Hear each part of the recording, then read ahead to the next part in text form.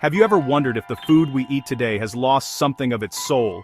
In our fast-paced world, where convenience often trumps tradition, it's easy to forget that the fruits and vegetables on our plates once had stories, histories that shaped their flavor, their beauty, and even their meaning in our lives. Take, for example, the humble strawberry. Today it's a familiar sight in kitchens and markets everywhere, but its journey from wild berry to cultivated treasure is a tale worth telling. Modern supermarket berries are bred for uniformity and durability, designed to survive long journeys and look perfect on the shelf. But in the process, something essential has been lost. The depth of flavor, the intoxicating aroma, and the sheer delight that once defined this fruit. In the late 19th century, strawberries were the stuff of legend. Victorian gardeners grew fruits of astonishing size, color, and fragrance, berries that were celebrated in poems, paintings, and garden shows across the country. Imagine a strawberry so large and heavy it bends its own stalk, so richly colored it appears almost black, and so fragrant that a single berry could perfume an entire room. These were not just fruits, they were marvels, the pride of every gardener. How did they achieve such wonders? Victorian gardeners relied on deep knowledge passed down through generations, and a patient, hands-on approach. With simple tools and a profound respect for the rhythms of nature, they coaxed the very best from their plants. They understood that the secret to extraordinary strawberries lay beneath their feet, in the living, breathing soil. Healthy soil, teeming with life, was the foundation for flavor, size, and resilience. Their methods were organic by necessity, long before the word became a trend. They fed the earth with compost, manure, and natural amendments, knowing that a well-nourished soil would, in turn, nourish the plant. Gardening was both an art and a science, a living tradition, passed down from parent to child, neighbor to neighbor. Each generation added its own wisdom, perfecting the craft and deepening the connection to the land. One of their greatest secrets was a homemade elixir, a carefully brewed organic tonic, rich in nutrients and beneficial microbes. This special mixture unlocked the plant's full potential, helping strawberries grow bigger, sweeter, and more aromatic than ever before. This simple, powerful technique, nearly forgotten in our modern age, is a secret worth rediscovering. It's a reminder that sometimes, the old ways hold the key to the flavors we crave. So why not bring a bit of Victorian magic back to your own garden? By reviving these time-honored methods, you can grow strawberries that are not just food, but living legends, fruits with soul, history, and unforgettable taste. In today's world, we're surrounded by the allure of quick fixes, bottled fertilizers lining store shelves, each promising lush growth and instant results with just a splash or a sprinkle. It's easy to be tempted by these modern conveniences, especially when time is short and expectations are high. But beneath the surface, these shortcuts often come at a hidden cost.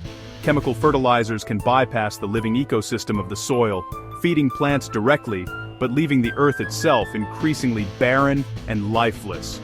Over time, this creates a cycle of dependency, where the soil's natural fertility is depleted, and gardens become reliant on ever more inputs just to survive. In contrast, Victorian gardeners had no such shortcuts at their disposal. They worked in harmony with nature, understanding that true abundance comes from nurturing the land, not exploiting it. Their methods were rooted in patience, observation, and respect for the natural world. For them, compost, leaf mold, and well-rotted manures were more valuable than any bottled solution. These organic materials fed not just the plants, but the entire bustling community of microbes, fungi, and earthworms that make up healthy soil. Every handful of compost was an investment in the future, building fertility from the ground up. While chemical fertilizers can provide a quick burst of growth, they often weaken the soil's structure and vitality over time. The result is a garden that may look healthy for a season, but struggles in the long run. The Victorian approach was all about balance, feeding the entire underground ecosystem, not just the visible plants. By supporting the web of life beneath our feet, they created gardens that were resilient, productive, and full of vitality year after year. This method requires patience and dedication, but the rewards are lasting.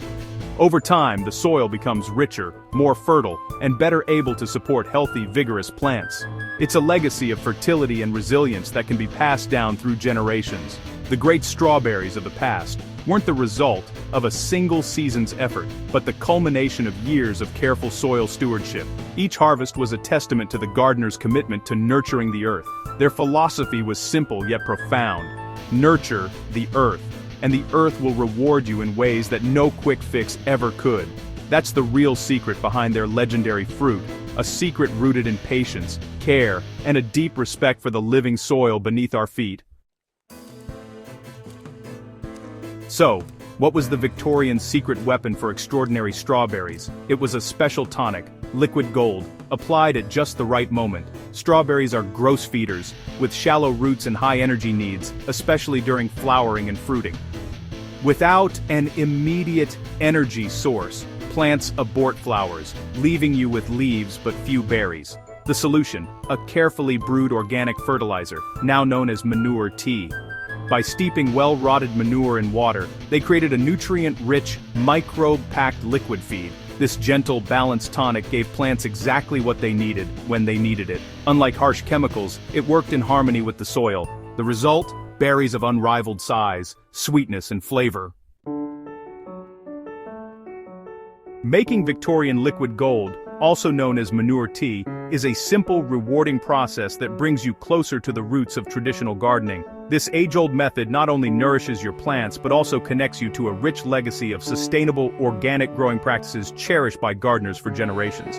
By crafting your own manure tea, you're embracing a time-honored tradition that transforms humble materials into a powerful, natural fertilizer.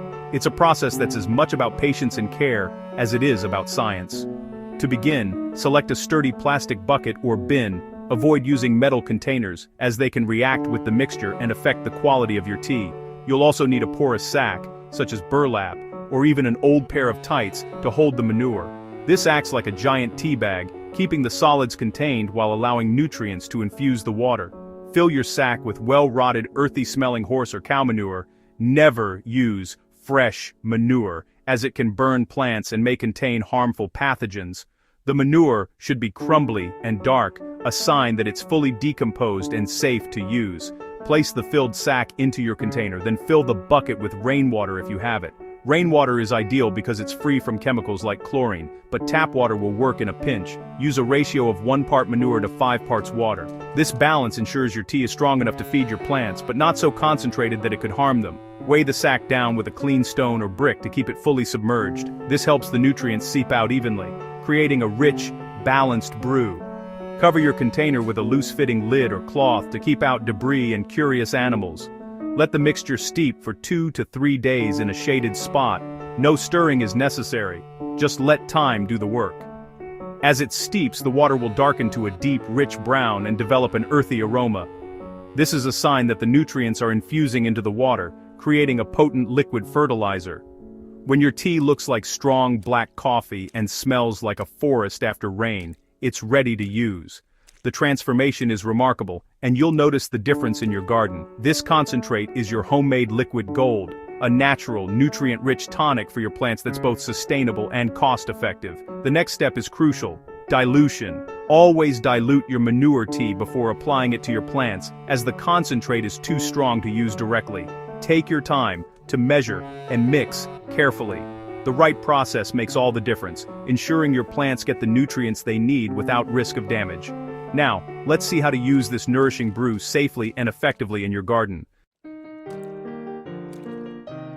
Victorian gardeners knew the danger of using fresh manure. It's a recipe for disaster. Fresh manure is high in ammonia and salts, burning delicate roots and stunting growth. It triggers lush leaf growth at the expense of fruit, leaving you with big plants but few berries. Even if fruit forms, it's often watery and bland. The key is patience. Only well-rotted manure, aged for months, becomes the gardener's black gold. This transforms a toxic substance into a safe, powerful feed. Always choose balance over brute force for flavor and health. Your liquid gold is ready, but don't use it straight. Concentrate can harm your plants. The Victorian secret was dilution. Add water until the tea is the color of weak black tea. If you can't read newsprint through it, it's too strong. Add more water. This gentle tonic nourishes without overwhelming, supporting steady, healthy growth. More isn't better. Subtle, well-timed feeding yields the best results. The goal is to encourage, not force, your plants. Respect the power of the concentrate and honor the plant's natural rhythms. Consistency and timing matter more than quantity. This simple wisdom is as true now as it was then. Dilution is the art that makes liquid gold work. Let's see what's really happening in your soil. Modern science explains why manure tea works so well. It delivers essential nutrients, especially potassium, crucial for fruiting and sweetness. Potassium signals the plant to shift from leaf growth to fruit production, strengthens cell walls, and helps transport sugars into berries. But the real magic is microbial. Billions of beneficial bacteria and fungi inoculate the soil, unlocking nutrients and protecting roots. These microbes create a nutrient-rich buffet and a living shield against disease. Synthetic fertilizers can't replicate this living ecosystem. Manure tea feeds both plant and soil, boosting health and resilience. That's the Victorian advantage: nutrients and life working together. Timing is everything. Victorian gardeners applied liquid gold only at two key moments. First, when the very first flower buds appear, small, green, and deep in the crown. This signals the plant to set more flowers and future fruit. Second, when tiny green berries form, after pollination. This feeds the swelling fruit, boosting size and sweetness. Stop feeding 10-14 days before harvest to concentrate sugars and flavor. Always apply the diluted tea to the soil, not the leaves or fruit. And water with plain water first, if the soil is dry. Overfeeding or mistimed feeding can reduce quality. 2 well-timed applications are all you need for a bumper crop. Precision, not excess, is the Victorian way. Let's bring it all together. Now you hold the secret to legendary Victorian strawberries. This method is simple, sustainable, and deeply satisfying. Try it on a row of strawberries and compare the results. Source well-rotted manure, use a bucket and sack, and brew your own liquid gold. Remember, only well-rotted manure. Steep for a few days, dilute to weak tea, and apply twice at the right times. Be patient and observant. Let nature do the work. The reward is strawberries of unmatched flavor, size, and aroma. Step back from instant fixes and embrace the wisdom of the past. The legendary taste of summer is waiting in your own garden. Happy gardening.